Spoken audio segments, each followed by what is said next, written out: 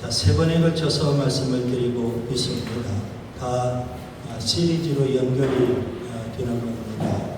여러분께서 말씀을 잘 사모하셔야 되고요. 이미 홈페이지에는 제가 다 올려놨습니다. 설교문을. 그래서 여러분께서 좀 성경 구절이 생각이 안 난다 그러면 홈페이지 주일 설교란에 올려놨으니까 제가 믿는 하나님은요 그 마지막 때 응답해 주시더라고요. 그래서 여러분이 원하는 때보다도 훨씬 하나님께서 여러분이 원하는 때가 아니라 제가 보니까 제가 원하는 때에 하나님 응답해 주셔요. 마지막 때까지 기다리시다가 하나님이 응답해 주시는 걸 저는 너무 많이 경험했거든요. 그래서 하나님 응답해 주실 때가 언제일까? 저는 마지막 때를 꼭 생각을 합니다. 마지막 때. 예수님께서 명절 끝날 마지막 때. 자, 이제 마지막 시간입니다. 제가 무슨 말씀을 드리고 있는지 여러분 잘 아실 겁니다. 마지막 시간, 마지막 때에 응답해 주시거든요. 아브라함에게 75세 때 이삭을 주시겠다 약속을 하셨어요. 그런데 하나님이 언제 응답해 주셔요? 아브라함과 사라가 다 죽었을 때, 몸이 다 죽었을 때, 99세 아브라함 나이, 그때 하나님이 이삭이라는 아들을 주겠다 했고 100세 때 이삭을 얻었습니다. 마지막 때 주십니다. 이게 인간이 생각하는 마지막 시점, 더 이상 기다릴 수가 없어요. 더 이상 참을 수가 없어요. 그런데 좀 조급한 사람은 그때를 넘기는 겁니다. 그러나 하나님 아직 때가 되지 않았어요. 제가 생각하는 때도 아직 안 됐더라고요. 제가 생각하는 마지막 때 하나님 꼭 응답해 주실 거예요. 그래서 여러분도 마지막 때를 항상 기대하셔야 됩니다. 너무 일찍 기대하셔도 안 돼요. 그러다가 신앙생활을 해보니까 실패가 많아요. 이때쯤 하나님 응답해 주실까? 그런데 아니더라고요. 그래서 여러 번 그런 실패를 경험하고 지금은 제가 깨닫고 느끼는 게 그겁니다. 하나님은 저도 처음에는 그랬어요. 제가 원하는 때에 응답해 주시는 줄 알았어요. 그런데 번번이 실패했거든요. 근데 지금은 그때를 저는 어느 정도 직감을 해요. 왜요? 저도 하나님과 많이 실험을 통해서 이제 제가 때를 좀 늘렸거든요. 하나님의 때에 조금 근접하도록 저도 인내할 수 있고 참을 수 있고 기다릴 수 있고 사모할 수 있고 더 기도하게 되고 그래서 그때를 하나님의 때와 근접하게 맞추게 됐어요. 마지막 때에 하나님은 응답해 주셔요. 마지막 시간에 하나님 꼭 응답해 주시거든요. 제가 이 말씀을 드리는 것은 오늘이라는 겁니다. 그래서 여러분 오늘 저녁에 야곱이 야곱 나루터에서 하나님과 씨름하듯 그렇게 씨름하는 사람 한 명이 있었으면 좋겠어요. 밤새 씨름하지만 하나님을 만나야 되고 하나님을 체험해야 되고 생수의 강을 체험해야 되고 성령을 받아야 되고 환상 속에서 음성도 들어야 되고 오늘 밤에 역사가 나타나야 돼요. 하나님은 이미 비를 준비하셨다고. 여러분 얼마나 이 노래를 불렀어요? 얼마나 많이 불렀습니까? 저는 수없이 이 노래를 불렀어요. 하루에도 수백 번 불렀어요. 거짓말을 한 번도 안 해요. 거짓말 하나도 덧붙이지 않고 수백 번을 불렀어요. 그렇게 하나님은 비를 준비하셨다. 그런데 하나님은 이제 응답해 주시거든요. 살아계신 하나님, 전능하신 하나님, 우리의 기도에 응답하신 하나님. 오늘 이 밤에는 여러분 목숨 걸고 기도하듯 한번 해보세요. 한번 역사가 나타나야 되고 체험을 해봐야 돼요. 체험하지 않고 그냥 껍데기 신앙으로 살면 안 돼요. 주님 만나야 돼요. 성령을 체험해야 돼요. 누가복음 24장에 엠마오로 데려가는 두 제자가 있었어요. 예수님 십자가에 죽으시는 것만 알고 낙심해서 내려가고 있어요. 이미 예수님 부활하셨거든요. 그래서 예수님께서 엠마오로 데려간 두 제자와 동행을 하셔요. 그리고 성경을 풀어서 말씀해 주셔요. 그리스도가 십자가에 죽고 고난을 당하고 다시 살아나야 되지 않겠느냐. 그렇게 말씀을 전하시고 주님은 훌쩍 떠나버리셨어요. 그때서야 그들의 번쩍 눈이 뜨여요. 그분이 부활하신 예수님. 그래서 그들은 엠마오로 내려가던 길을 다시 돌려서 예루살렘으로 올라가요. 그들이 올라가면서 하는 이야기가 있어요. 예수님의 말씀을 풀어 가르쳐 주실 때 우리 속에서 뜨겁지 아니하던 뜨거운 역사가 나타났어요. 그것을 그들이 체험했기 때문에 가던 길, 낙심해서 낭망해서 이제 고향으로 돌아가던 길을 돌려서 이제 예루살렘 사명자의 길로 들어서게 된 거예요. 그들은 예수님을 만나서 체험했거든. 뜨거운 것, 영어 성경으로 하면 burning heart라고 했어요. 미지근하고 그 다음에 뭐 했어요? 낙심이 되고 이제 모든 걸 다 포기하고 다 정리하고 이제 일상의 삶으로 돌아가려고 했는데 부활하신 주님을 만나고 그들의 심령에 놀라운 변화가 일어나게 된 것, 그런 은혜들을 체험해야 되는 줄 믿습니다. 그 뜨거운 심령을 안고 그들이 올라가면서 둘이 대화를 나눈 거예요. 우리 속에서 뜨거움이 있지 않더냐. 뜨거운 역사, 주님을 체험하는 은혜 여러분에게도 오늘 이 밤에 있기를 바랍니다. 오늘 낮에 여러분 드렸던 말씀 이제 마지막 부분을 제가 좀 설명해 드려야 될 것 같아요. 에스겔 47장 1절부터 12절에 보시면 성전 문지방에서부터 물이 솟아나기 시작했어요. 그것이 발목을 적실 정도로, 그 다음에 무릎까지 차오를 정도로, 그리고 허리까지 차오를 정도로, 그 정도로 강이 점점 깊어져요. 그런데 끝내는 어떻게 됐어요? 헤엄쳐야만 갈 수 있는 깊은 강이 되었더라는 겁니다. 그 강물이 여러분 아라바 계곡이라고 했어요. 아라바 계곡, 요단 계곡을 가리키는 겁니다. 요단 계곡을 통해서 쭉 흘러넘쳐요. 엄청난 물이. 그리고 바다로 흘러가게 돼요. 그런데 강 차후에 모든 여러분 생물들이 다 살아나는 거예요. 물이 그렇게 엄청난 물이 흘러가니까 생물들이 다 살아나요. 그 장면을 저는 이렇게 이제 설명을 해 드리려고 해요. 에스겔 47장 8절에 보시면 생명의 역사가 일어나요. 생명의 역사. 에스겔 47장 9절부터 10절에 보면 번성의 역사가 일어나요. 그리고 12절에 보면 심지어 치료의 역사까지 일어나요. 이러한 것을 뭐라고 표현할까요? 한마디로 표현하면 부흥이라고. 부흥이 일어나는 거예요. 뭐가요? 성전 문지방에서부터 흐르는 그 물, 생명의 물, 생수의 강이 끝내는 뭐 했다고요? 가는 곳마다 부흥의 역사를 일으켜요. 한국교회의 가장 왜곡된 단어 중에 하나가 부흥이라는 단어예요. 부흥은 그냥 외적인 성장을 의미하는 것으로 한국교회는 그렇게 인식을 해버렸어요. 성경은 그렇게 말하고 있지 않아요. 외적인 성장은 성경은 전혀 말하지 않아요. 부흥은 뭘까요? 다시 사는 게 부흥이에요. 다시 사는 게 부흥이라는 걸 기억하세요. 시편 85편 6절에 보면 주께서 우리를 다시 살리사. 우리 한 심령이 생수의 강을 체험하기만 한다면 우리 심령이 부흥이 되는 거예요. 사는 역사를 일으킬 수 있는 거예요. 그래야만 우리가 돌아가서 가정도 살고요. 아멘. 우리가 돌아가서 일터도 살고요. 우리가 돌아가서 순도 살고 교회도 사는 것, 이것이 바로 부흥이라고요. 부흥. 그래서 오늘 말씀의 주제는 이제 부흥이에요. 부흥. 자, 그러면 결론부터 말씀을 드려요. 왜 우리가 생수의 강을 체험해야 될까요? 왜 우리가 성령을 체험해야 될까요? 왜 우리가 성령으로 충만해야 될까요? 세 가지를 말씀을 드렸습니다. 첫 번째는요, 말씀의 사람이 되어야 되기 때문에 그래요. 말씀의 사람이 무엇인지는 말씀을 드렸어요. 말씀이 신속히 나에게 와야 되고요. 그 말씀이 신속히 나를 통해서 전해져야 되는 겁니다. 그게 바로 말씀의 사람이, 진정한 말씀의 사람이 되려면 성령 받아야 돼요. 생수의 강을 체험해야 되는 줄 믿습니다. 도대체 오늘 오전 시간에 왜 우리가 성령을 체험하고 생수의 강을 체험해야 될까요?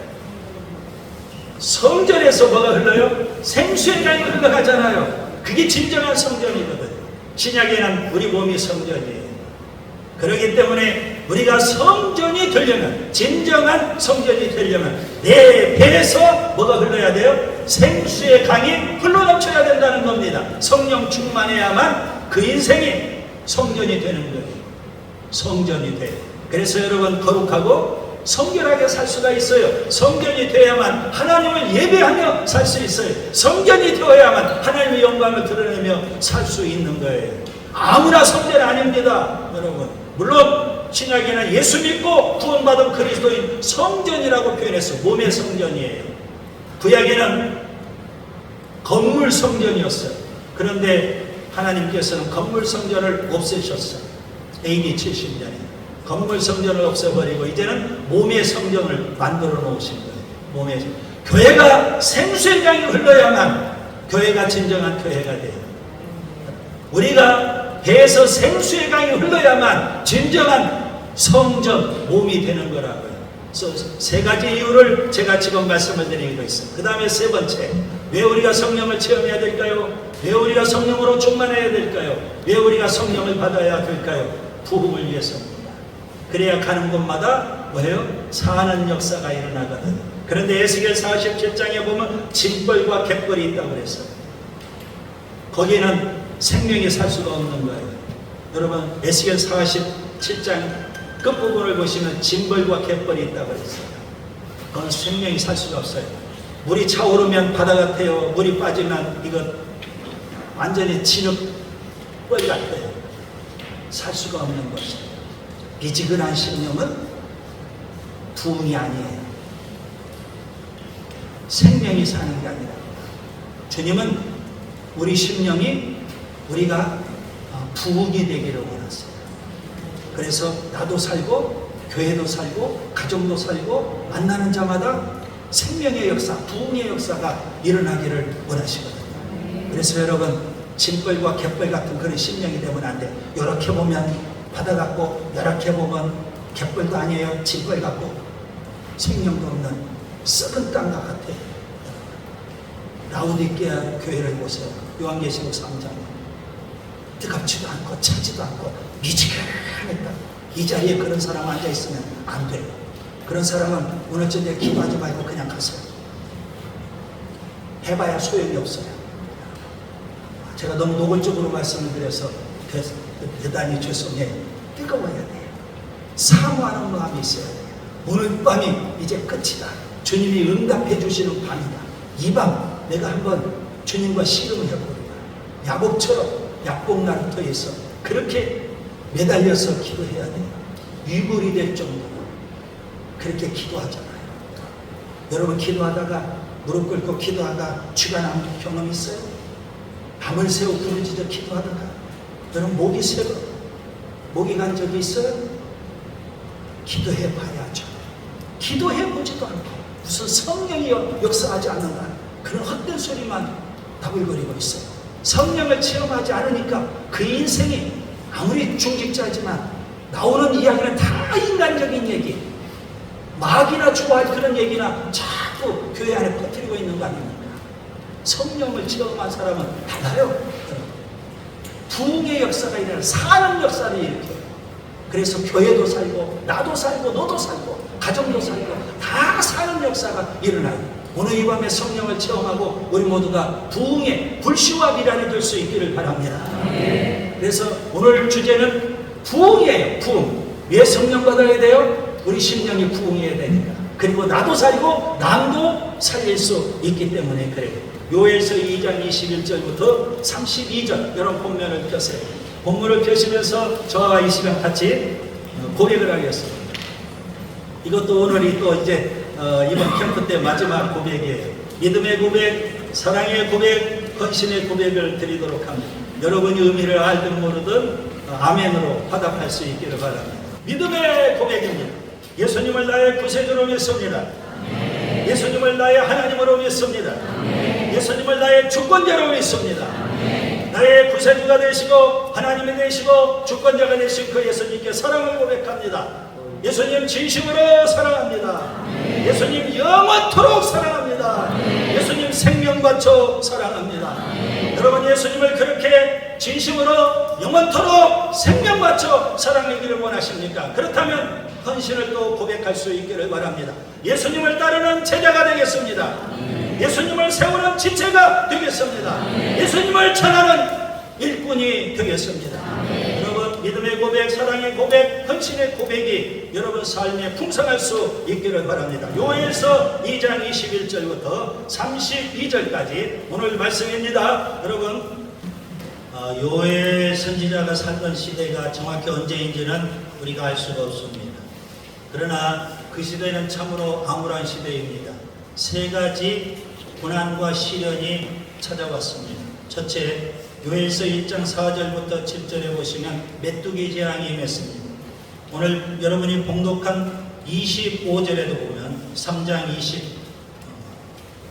2장 25절에 보시면 메뚜기와 너치와 황충과 팥중이라고 되어 있어요. 다 메뚜기과에 해당이 되는 겁니다. 그런데 횟수대로, 그러니까 4년 정도 메뚜기 재앙이 임했다, 이렇게 볼 수가 있습니다. 한 해만 메뚜기 재앙을 당해도 먹을 것이 다 사라져 버리는데, 산천 초목이 다 초토화가 되는데 4년 연속 메뚜기 재앙이 임했던 겁니다. 엄청난 거죠. 거기에다가 1장 8절부터 12절에 보시면 가뭄 재앙까지 임했습니다. 메뚜기 재앙이 4년 정도 다 휩쓸어 가버리고 회생의 기미가 없습니다. 가뭄의 재앙까지 임하니까. 그래서 모두가 다 허덕거립니다. 심지어 들짐승까지도 가뭄 때문에 사람은 뭐 농사 지을 수가 없습니다. 4년 동안 메뚜기 재앙으로 완전히 초토화가 됐기 때문에 모두가 다 허덕이는 그때 또 한 가지 재앙이, 고난이 찾아오게 됩니다. 여러분이 2장 오늘 본문 바로 앞에 20절에 보시면 북쪽 군대가 침공해 오는 겁니다. 군사적 위협까지 당하고 있습니다. 첩첩산중이죠. 메뚜기 재앙 때문에, 가뭄 재앙 때문에 다 죽어가는 상황인데 거기에다 북쪽 군대가 서서히 군사적 위협을 가하고 있는 그런 상황입니다. 그때 하나님은 요엘 선지자를 세우셔서 여호와의 날을 경고하고 계십니다. 오늘 본문 31절에 보시면 여호와의 크고 두려운 날이 임할 것이다. 메뚜기 재앙도, 가뭄 재앙도, 북쪽 군대를 위한 위협과 협박도 그들에게는 감당할 수 없는 건데 그 뒤에 또 뭐가 있어요? 여호와의 큰 날이 임하게 될 거라는 겁니다.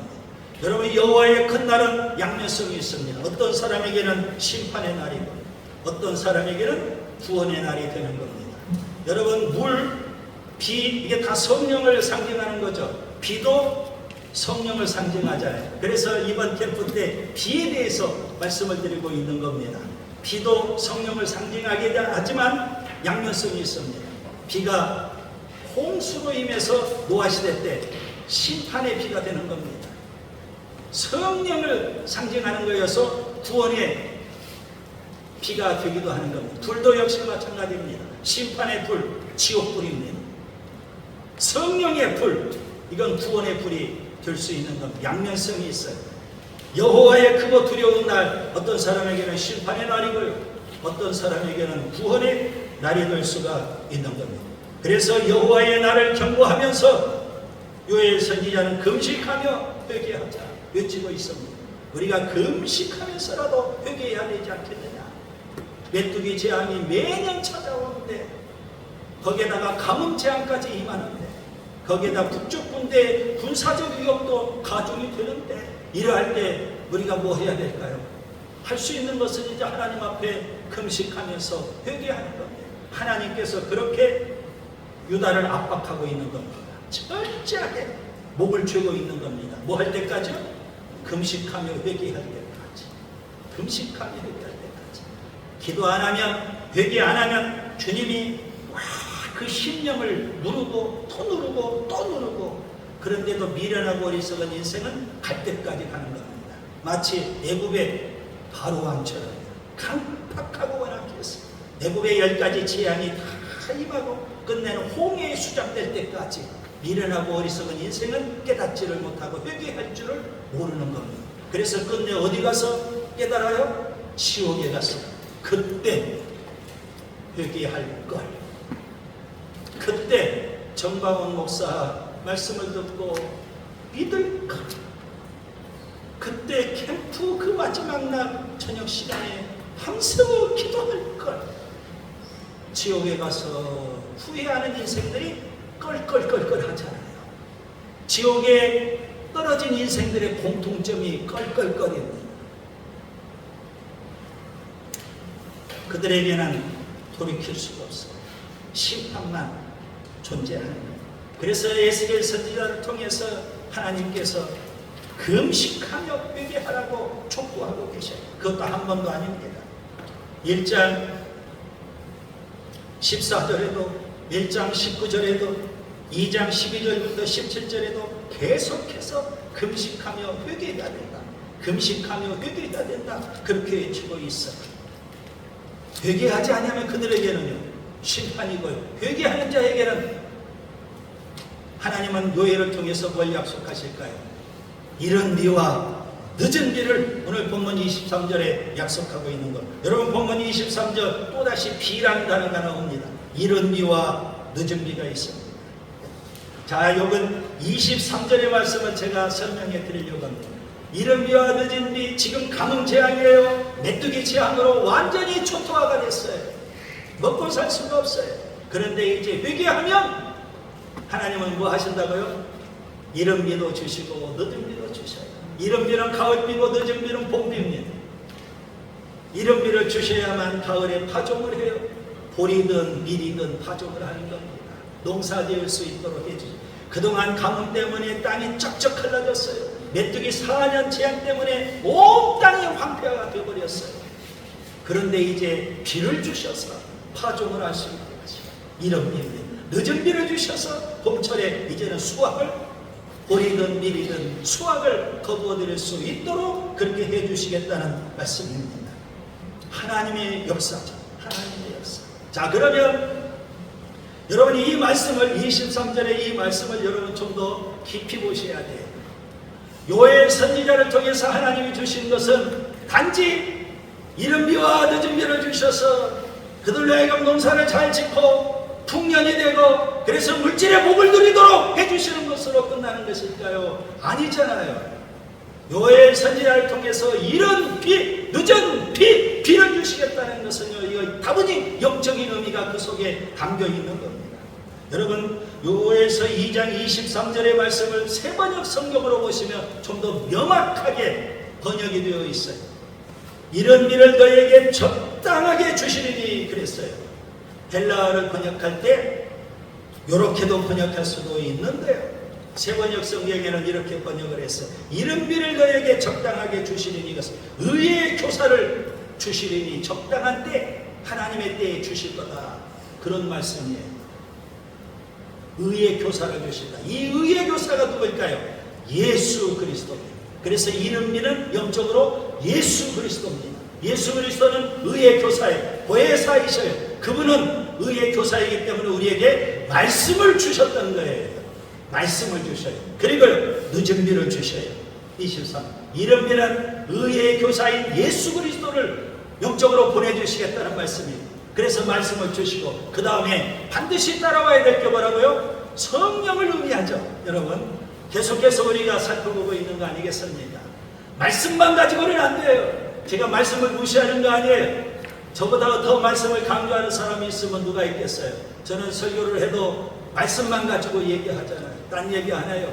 짧은 주일날 30분 설교하는데 뭐 세상 돌아가는 이야기, 정치 이야기, 뭐 다른 철학적인 이야기, 아니면 행복하게 사는 비결, 뭐 이런 거 얘기할 시간이 없어요. 하나님 말씀 그 짧은 시간에 풀어주는데도 시간이 아까운데 뭐 다른 이야기 할 게 있겠어요. 말씀이 중요하거든요. 그런데 말씀만 가지고는 안 되잖아요. 거기에 따라서 뭐가 임해야 돼요? 성령이 임해야 되거든요. 그래야만 우리가 말씀의 사람이 되는 거예요. 성령이 임해야만 우리가 성전이 되는 거예요. 성령이 임해야만 우리에게 부흥이 임하게 되는 거예요. 그래서 하나님께서도요, 팔레스타인 땅에, 이스라엘 땅에 이른 비가 있고 늦은 비가 있어요. 이건 하나님이 주시는 물질의 축복일 수 있어요. 농사 잘 되게 하고 우리의 일터에 복을 주셔서 물질의 풍요를 누릴 수 있게 해주시는 거예요. 그런데 그게 목적은 아니에요. 그걸 통해서 주님은 영적인 구원을 주셔요. 말씀을 주시요. 이른 비와 같은 예수 그리스도, 이른 비와 같은 예수 그리스도, 그 다음에 늦은 비와 같은 성령의 역사가 임해야 되는 거예요. 그래서 여러분 오늘 본문을 보시면 23절에 이른 비를 너에게 적당하게 주신다. 하나님의 때 하나님께서 이른 비와 같은 의의 교사 예수 그리스도를 보내주시고요. 그 다음에요, 여러분 28절부터 보면 성령에 대한 이야기가 나오잖아요. 여러분이 너무 잘 알죠. 이거 CCM에도 우리가 많이 불렀던 노래입니다. 내가 내 영을 만민에게 부어주실 것. 왜 문맥과는 상관없이 이런 말씀들이 여러분 여기에 담겨 있을까? 의아하잖아요. 그런데 이른비를 예수님을 하고 영적으로 적용하면 늦은 비는 반드시 성령을 가리키는 거예요. 신약에 보면 예수님이 오셨어요. 물론 선구자로 세례 요한을 보내주셨고 그 세례 요한 다음에 본론으로 예수 그리스도를 보내주셨어요. 그분은 3년 동안 하나님의 말씀을 전하셨어요. 그리고 예수님 승천하시고 열흘이 지났어요. 오순절날 하나님은요 또 성령을 약속대로 보내주셨잖아요. 예수님이 오신 다음에 반드시 뭐가 임해야 돼요? 성령이 임해야 되는 거예요. 그게 바로 교회예요. 교회가 진정한 교회가 되려면 예수님 십자가의 죽음과 부활 이 복음이 있어야 되겠지만 성령 받아야 되는 거예요.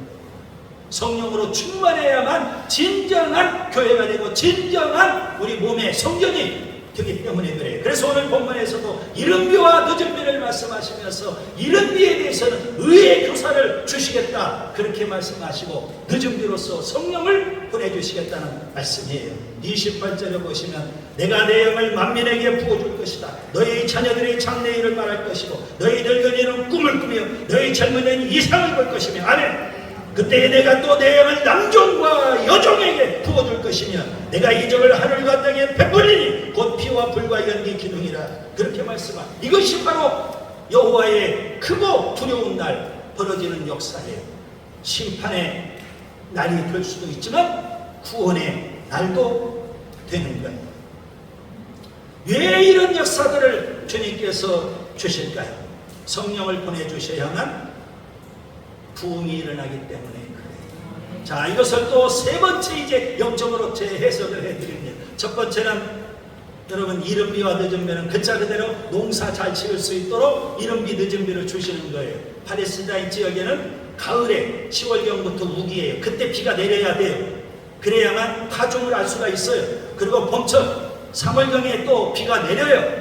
봄비가 내린다고요. 그때 이제 곡식들이 연글어서 추수를 하게 돼요. 3, 4월 때는 보리 추수하고 6, 7월 때는 밀 추수를 하게 되는 거예요. 그래서 이른비와 늦은비는 반드시 농부에게는 필요해요. 이스라엘에 사는 사람이라면 이른비, 늦은비를 반드시 하나님이 주시는 거라고 그렇게 믿고 농사를 짓는 거예요. 그런데 이것을 요해를 통해서 하나님이 말씀해 주신 것, 영적으로, 영적. 이른비는 예수 그리스도, 늦은비는 성령이에요. 여러분 이 말씀이 오순절날 사도행전 2장 1절부터 4절에 보시면 오순절날 성령이 임했어요. 바람같은 성령 불의처럼 갈라지는 성령이 마가의 다락방에 120명에게 열흘 동안 그들이 마음을 갖춰 오로지 기도했어. 열흘이에요. 열흘 10이라는 건 무슨 수죠? 만전수예요. 만전수. 그러니까 여러분 기도를 해도 꽉 차게 기도를 해야 돼요. 찔끔 기도해가지고 성령 받겠다. 오산이에요. 되는 게 아니에요.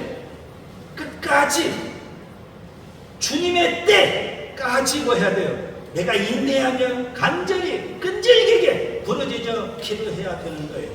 그때 열흘이에요. 주님이 원하시는 그때 성령을 부어주셨어요. 그래서 교회가 탄생하고 마가 다락방에 놀라운 뭐가 일어나요?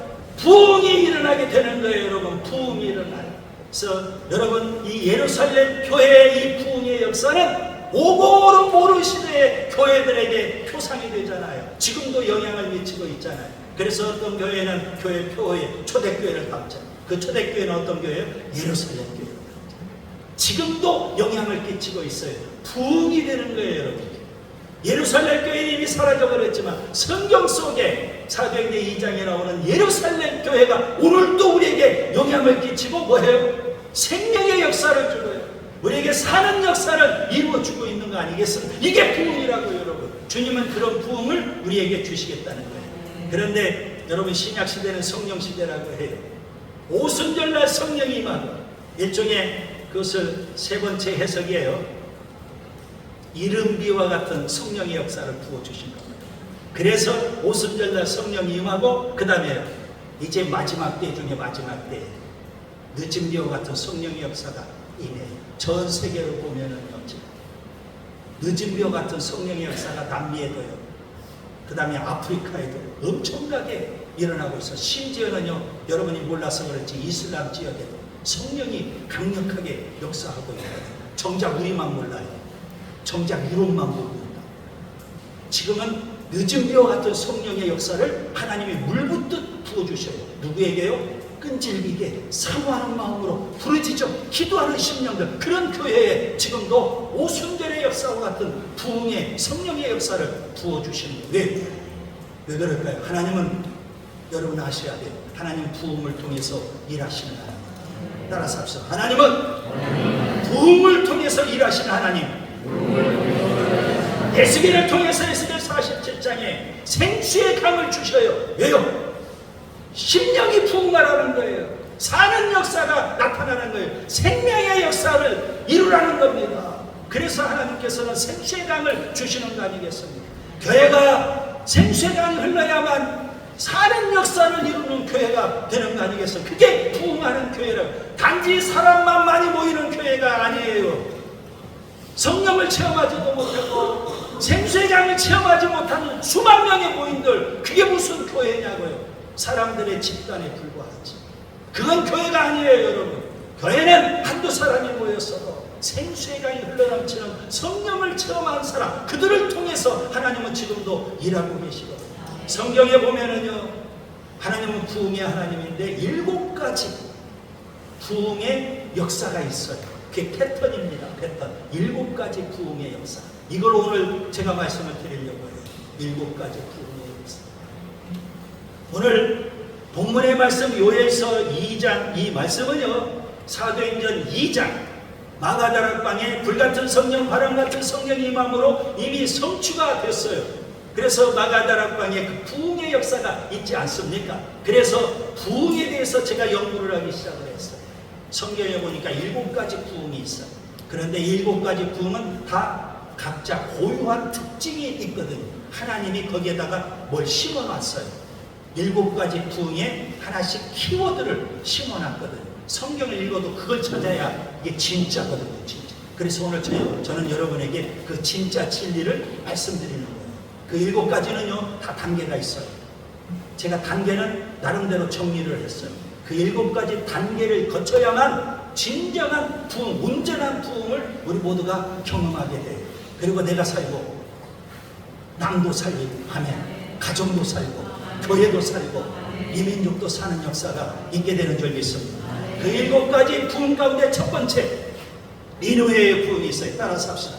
니느웨의 부흥. 요나서 3장에 보면 요나가, 그놈의 요나가 요놈의 나가 문제가 돼.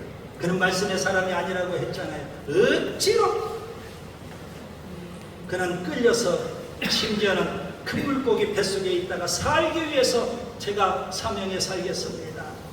그래가지고 하나님이 그를 토해내게 하시고, 그래서 그가 니느웨에 가서 하룻길 말씀을 전했어요. 40일 후에 하나님이 심판하신다.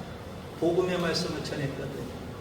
그런데 놀라운 역사가 일어났어요. 심판받아야 될 니느웨 백성들이 철저히 회개를 해요. 심지어 짐승까지도 금식을 시켜요. 어린 심령부터 니느웨 모든 백성들 12만 명이 12만 니느웨 모든 백성들, 그리고 왕 밑에 대신들까지 모든 사람들이 철저히 하나님을 두려워하고 하나님 앞에 엎드려서 회개를 해요. 니느웨 부흥의 첫 번째 특징 키워드가 뭘까요? 회개예요. 회개 없이는 부흥이 없거든요. 회개 없이는 부흥이 없어요. 죄 있는 곳에 하나님이 부흥을 주시지 않아요. 죄 있는 곳에는 하나님이 정죄하시고 심판만 있는 거예요. 회개해야 돼요. 여러분 회개하라, 천국이 가까웠느니라. 세례자 요한이 외쳤던 메시지고, 예수님이 목이 터져라고 외쳤던 메시지고, 그리고 예수님의 제자들이 외쳤던 메시지. 그런데 이 메시지가 지금은 너무나도 많이 사라져버렸어요. 회개할 줄을 몰라요. 그냥 회개 없이 얼렁뚱땅 예배당에 담 넘어 들어와가지고 지금까지 오래 신앙생활 하다 보니까 집사도 되고 권사도 되고 장로도 되고 죄송해요. 그러고 있지는 않는지 회개 없이는 부흥을 경험할 수가 없어요. 철저히 회개를 하세요. 하나님 우리의 모든 죄를 다 기억하고 계세요. 회개하지 않는 죄를 기억하고 계십니다. 그리고 끝날에 주님은 작심하고 계시거든요. 끝날에 내가 반드시 그 죄에 대해서 심판합니다. 하나님은 얼렁뚱땅한 부신이 아니셔요. 아주 공의로우신 하나님, 엄하신 하나님. 그 하나님을 모르면 안 돼요. 오늘 이 밤에 성령이 역사하셔서 먼저 철저히 죄부터 회개하는 역사가 있기를 바랍니다. 니느웨의 부흥이라고요. 그 다음에 두 번째, 수문학 광장의 부흥이 있어요. 따라서 합시다. 수문학 광장의 부흥. 느헤미야서 8장에 보시면요, 바벨론 포로였던 이스라엘 백성이 1차 포로에서 귀환했어요. 그들이 뭘 했을까요? 스룹바벨을 중심으로 성전을 재건했어요. 솔로몬 성전 다음에 스룹바벨 성전이. 그리고 또 하나님께서 일단에 또 유대인들을 두 번째 바벨론 포로에서 돌아오게 하셔요. 그 지도자가 에스라예요. 에스라는 학사경 제사장이라고 했어요. 그 에스라가 바로 유대교를 연구해보면 유대교의 창시자와 같아. 유대교의 아버지라고 유대인들은 여겨요. 유대교를 창시한 사람이에요. 바벨론 포로 이후의 이야기예요. 에스라를 통해서 놀라운 부흥이 일어나는데요, 모든 포로에서 돌아온 유대인들이 수문학 광장에 모였어요. 새벽부터 정오까지 그들에게 하나님의 말씀을 낭독하고요, 하나님의 말씀을 내인을 통해서 풀어서 가르쳐줘요. 모든 유대인들이 아멘 아멘 하면서 하나님의 말씀을 받아요. 그리고 그들이 하나님 말씀에 미치지 못한 것에 대해서 가슴을 치며 탄식을 해요. 그동안 바벨론 포로에 끌려가 있는 동안 그들은요, 탄식만 했거든요. 나라가 망했다, 성전이 무너졌다, 우리의 삶이 너무나 암울했거든요. 그런데 1차 포로에서 돌아온 사람들이 성전을 건축했어요. 희망이 보이는 건데, 그런데 너무 오랜 기간 동안 그들은 하나님 말씀도 없이 살아왔거든요. 그런데 어느 날 갑자기 하나님이 에스라를 세워가지고 학사해요.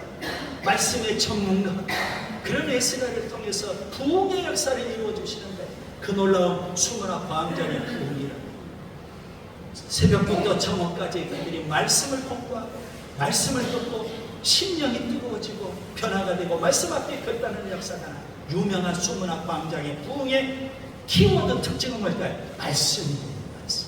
회개하고 그 다음에 말씀으로 무장해야 되는 거예요. 두 번째 단계.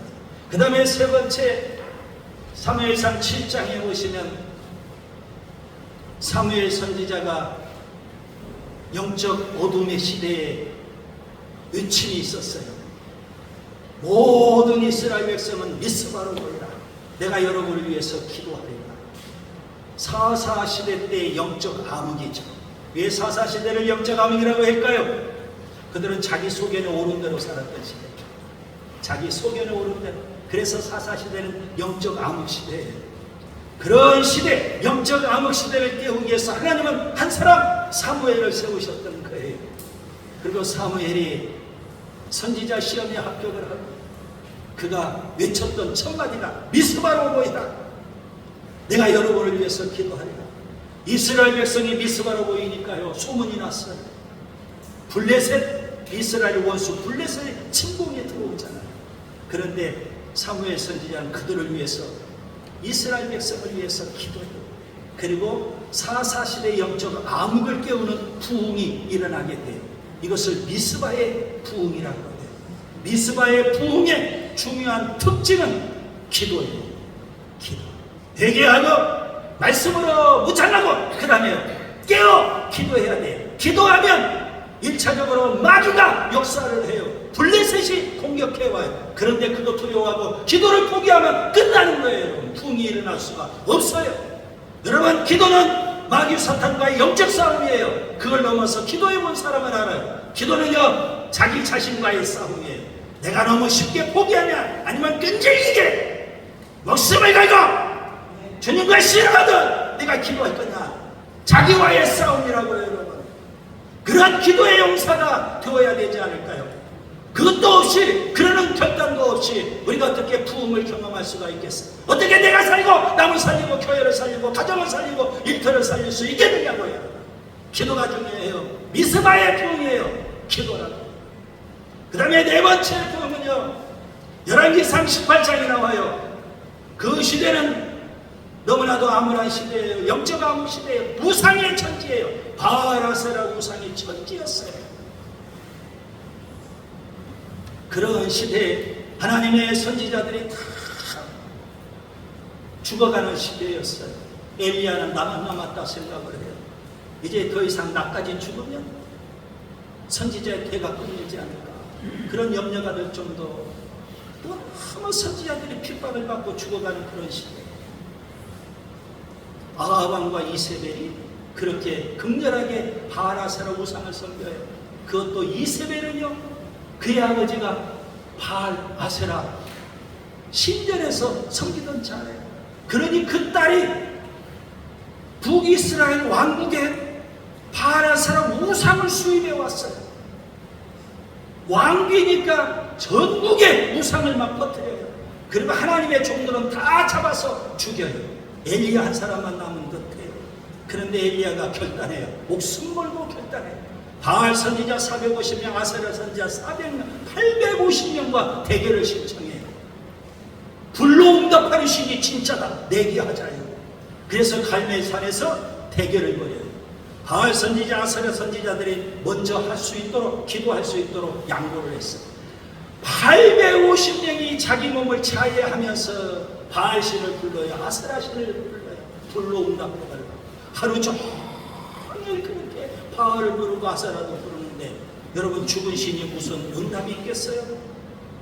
결국 그들에게는 응답이 없었어요. 저녁 무렵에 엘리야가 이제 하나님 앞에 기도해서 불로 응답을 받아야 되는 거예요.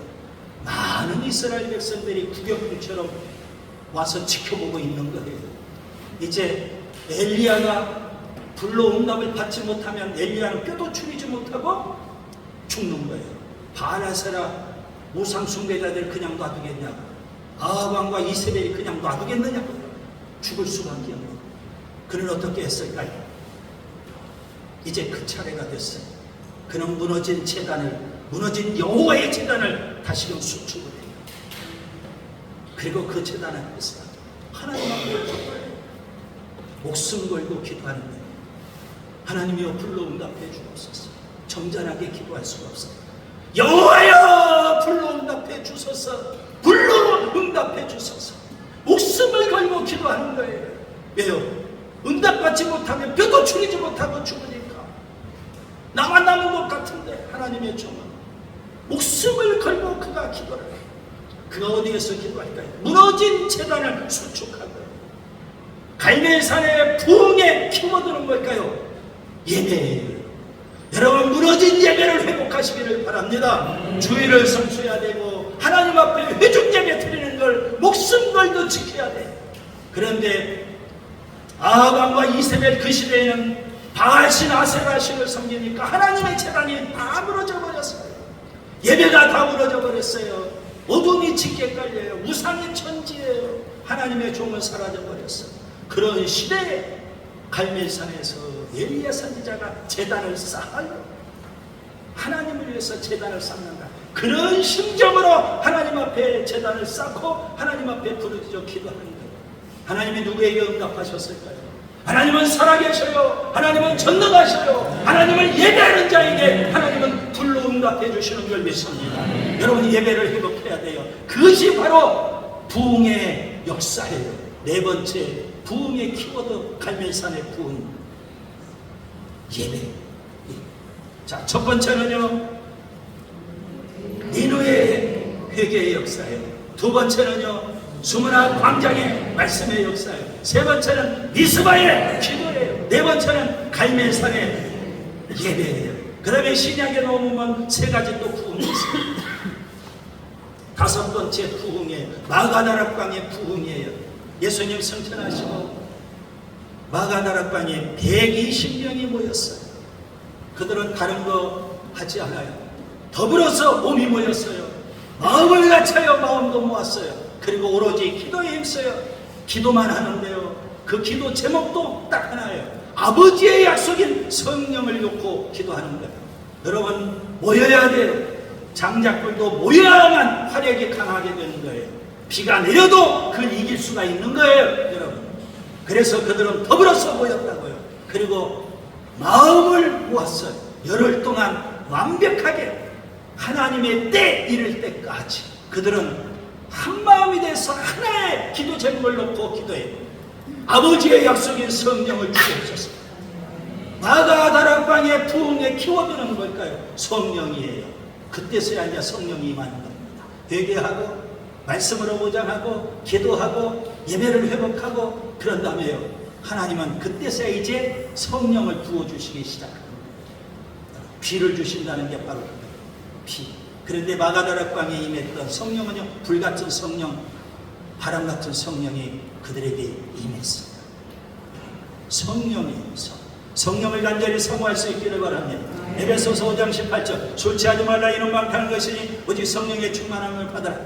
구하라 그러면 너에게 주실 것이요 찾으라 찾을 것이요 문을 두드리라 그러면 너에게 열릴 것이니 구하는 이마다 얻을 것이요 찾는 이가 찾을 것이요 문을 두드리는 이에게 열릴 것입니다. 너희가 갈지라도 자녀들에게 좋은 것 줄 줄 알거든 하물며 구하는 자에게 성령을 주시지 않겠느냐. 왜 구하지 않느냐 이거예요. 구하는 자에게 성령을 주신다고 했는데 마가다락방의 부흥은요, 구하는 자에게 주시는 성령의 역사예요. 충만한 성령의 역사예요. 그것을 예수님은 공생의 기간 동안에 배에서 생수의 강이 흐르는 것이라고 약속해 주셨어요. 여러분, 이 은혜를 여러분도 체험하고 이 부흥의 역사가 우리 공동체에도 임할 수 있기를 바랍니다. 그 다음에 다섯 번째 부흥은요, 사마리아 성의 부흥이에요. 예루살렘 교회에 엄청난 박해와 핍박이 임해요. 그래서 뿔뿔이 다 흩어졌어요. 그때 사마리아 성에 간 한 사람이 있어요. 7 안수 집사 가운데 한 사람 빌립이 사마리아 성에 갔어요. 그동안 사도들 중심으로 유대인들에게만 복음을 전했는데 이 복음이 유대인에게서 이제 경계를 넘어서 사마리아에 가서 복음이 전해져요. 빌립, 그 빌립은 초대교회 그 시대에 전도자라는 칭호를 받은 사람이에요. 그는 복음을 들고 유대인에게서 이방인이라고 할 수 있는 사마리아 사람에게 가서 복음을 전해 놀라운 역사가 일어나요. 예루살렘 교회도 소문이 나서 베드로와 요한이 사마리아 성에 갔어요. 엄청난 역사가 일어나요. 그래서 그들에게 안수했더니 그곳에 성령이 막 임하게. 사마리아 성의 부흥의 역사의 키워드는 뭘까요? 복음이에요. 성령 받고 그 다음에 뭐 해야 돼요? 복음으로 무장해야 돼요. 복음. 여러분, 복음의 5가지를 여러분에게 전에 말씀을 드렸죠. 5가지가 있어야 진짜 복음이거든. 예수님에 대한 복음인데, 첫째는 예수님의 성육신, 예수님의 십자가의 죽음, 예수님의 부활, 예수님의 승천에서 하나님 보좌에 우편한 자기, 예수님의 재림. 이 5가지를 우리는 복음이라고 표현을 해요. 사마리아에 갔던 빌립 전도자는요, 복음으로 철저히 무장한 사람이에요. 그렇기 때문에 그가 뭐예요? 복음의 경계를 넘어서 유대인에게서 사마리아로 복음의 위대한 발걸음을 뛰게 된 거예요. 예수님은 사도행전 1장 8절에 오직 성령이 너에게 마시면, 오직 성령이 너희에게 임하시면 너희가 권능을 받고 예루살렘과 그 다음에 온 유대와 사마리아와 땅 끝까지 이르러 내 증인이 되리라 말씀하셨어요. 복음의 경계를 뛰어넘는 위대한 역사 누가 이루었어요? 집사가 이루었다. 빌립 집사. 그는 복음으로 무장한 전도자였거든요. 마지막 7번째 부흥의 역사가 있어요. 사도행전 13장 안디옥의 부흥의 역사예요. 바울과 바나바가 안디옥에서 1년 동안 제자 훈련을 해서 엄청난 역사가 나타났어요. 그래서 그 시대에 안디옥 사람들이 그리스도인이라고 칭호를 쳐줄 정도예요. 그곳에서 열심히 목회하고 있었던 바울과 바나바, 어느 날 성령이 막 그 교회에 강하게 임해요. 그래서 바울과 바나바를 따로 세우게 되었고, 성령께서는 바울과 바나바를 선교사로 파송을 해버렸어요. 그래서 안디옥 교회는 기독교 역사상 최초의 선교사를 이방인에게 파송하는 그런 위대한 교회가 됐습니다. 자, 안디옥 교회의 부흥의 역사의 키워드는 뭘까요? 바울과 바나바를 선교사로 파송했던 안디옥 교회의 가장 중요한 인물은 누굴까요? 물론 다 중요해요. 여기에 있는 우리 어린아이들도 중요하고 장로님까지 다 중요해요. 그런데 안디옥 교회의 가장 그래도 중요하다고 할 수 있는 인물은 바울과 바나바예요. 바울과 바나바를 빼놓고 어떻게 안디옥 교회를 말할 수 있을까요? 그런데 성령님은 선교를 위해서 바울과 바나바를 헌신하게 만드시고 안디옥 교회의 키워드, 부흥의 키워드는 뭘까요? 헌신, 이거예요. 성령 받고 복음으로 철저히 부장하고 그 다음에 뭐 하라는 거예요? 헌신. 헌신은요, 내 호주만에 있는 걸 조금 드리는 게 헌신이 아니에요. 안디옥 교회에 바울과 바나바는 없어서는 안 될 가장 소중하고 귀한 그런 사람들이었어요. 그런 그들을 하나님은 하나님 나라를 위해서 뽑아서 쓰시는 거예요. 내 인생의 가장 귀한 것을 하나님은 뽑아서 하나님 나라를 위해서 쓰셔요. 여러분 인생의 가장 귀한 게 뭘까요? 돈입니까? 그러면 하나님이 돈을 가져가시겠죠. 건강입니까? 건강도 가져가시겠죠. 시간이에요? 시간도 가져가시겠죠. 제가 볼 때는 우리 인생의 가장 귀한 것은 생명이에요. 그래서 우리는 주님께 생명을 바치고자 합니다. 그게 부흥의 마지막 결론이에요. 그 결단과 헌신을 주님은 우리에게 요구하시며 맨 처음 예수님께서 제자를 부르시고 누구든지 나를 따라오려거든 자기를 부인하고 자기 십자가를 지고 나를 따르라. 여러분 우리가 십자가를 진다는 게 무슨 의미일까요? 예수님 십자가 진다는 걸 친히 보여주셨어요. 예수님은 십자가를 지고 돌고다에서 그 십자가에 못 박혀 죽으신 거예요. 십자가 진다는 것은 내가 죽는다는 의미. 여러분 예수 믿는다는 것은 내가 죽는 것을 의미해요. 그런데 우리는 살려고 발버둥만 쳤어요. 그 신앙생활이 아니거든요. 신앙생활은 뭐 한다고요? 죽는 거예요. 내가 죽어야 주님이 사시고 주님이 일하시거든요. 주님이 역사하시거든요. 내가 죽어야 뭐를 위해서? 복음을 위해서, 하나님의 나라를 위해서, 주님을 위해서 내가 죽는 거예요. 그 결단과 헌신을 주님은 우리에게 요구하셔요. 그러기 위해서 주님은 우리에게 부흥을 주신 거예요. 가장 어려운 단계일 거예요. 1단계 회개예요. 회개도 없이 그동안 신앙생활 해왔습니까? 철저히 기초부터 다시 쌓았어요. 새로 시작하세요. 철저히 회개해야 돼요. 그 다음에 말씀으로 무장하세요. 여러분 성경을 진리로 믿으세요? 성경을 하나님 말씀으로 믿으세요? 목사가 전해준 말씀 진짜 하나님이 우리 공동체에 주시는 말씀으로 그렇게 여러분 받아들이고 계세요? 여러분 말씀의 사람입니까? 말씀이 신속히 여러분에게 다가갑니까? 기도가 있어야 돼요. 무릎같이 차오르는 그런 생수의 강을 여러분이 경험해 봐야 돼요. 기도의 목숨을 걸어야 돼요.